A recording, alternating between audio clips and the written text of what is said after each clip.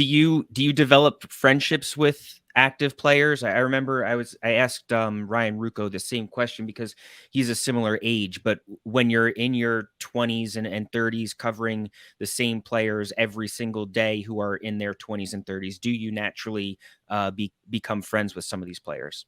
Absolutely. And it's funny that you asked that, because somebody recently during the trade deadline, I was like, I wish I wasn't as close with this guy or that guy, because it kind of freaks me out a little bit.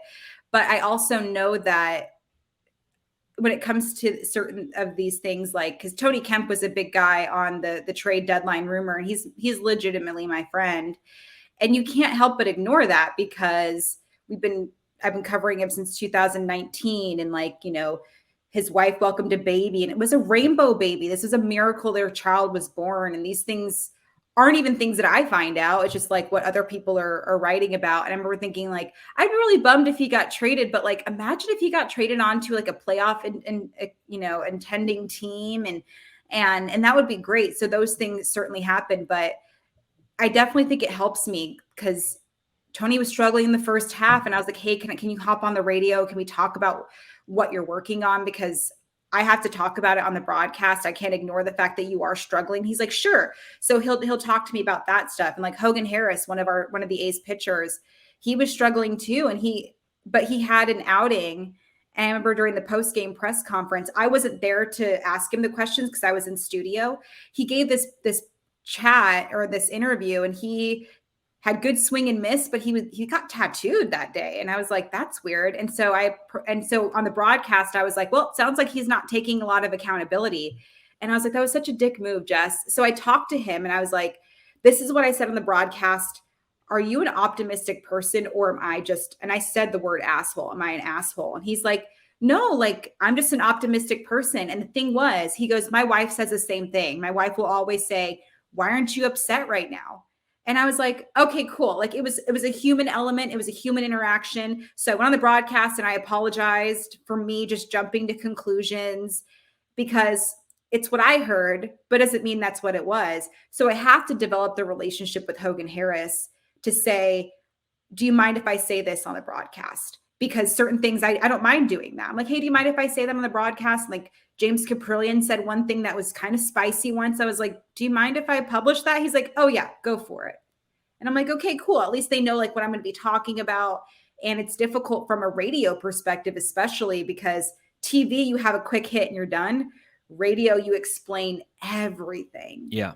And so the relationship, certainly I've developed the same thing. I could text or DM a guy and be like, hey, can you pop on real quick? That's certainly helped my career, like big time. So those things definitely help as well. I'm sure the players also appreciate that thoughtfulness and the fact that you're asking them if they mind that you talk about it, or you're apologizing for something, or just even bringing something up that you may have said that could cause an issue, that you're going to them first before them finding out and then having to come confront you. So yeah. I would imagine they appreciate that. That you're willing to share those vulnerabilities. Yeah, I also hate being fake too. Like, if a guy's struggling, like JP Sears, like he's doing great, but he never shows a lot of emotion. And I physically saw him have emotion. I was like, hey, like, you don't usually act like that. And he was like, and he gave me, it was after an outing. Doesn't, like, they're gonna be short and sweet with you. It doesn't matter how good or bad they did. It's very difficult for them, and I understand that. And the next day, it was like he had the memory of a goldfish, like nothing happened. And he didn't take it personal. He knew I was doing my job. Most of these guys know I'm doing my job. And that's the beauty of it too.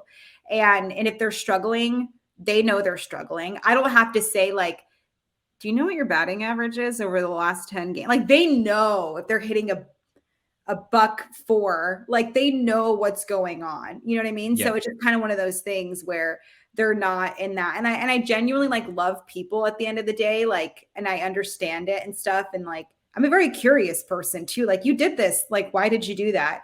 And I think that they like that too, because, and then it gives me more stuff to talk about.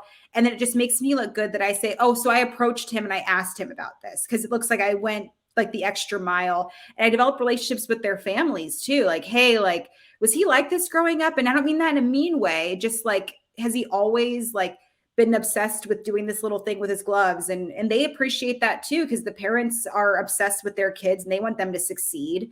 So that helps as well.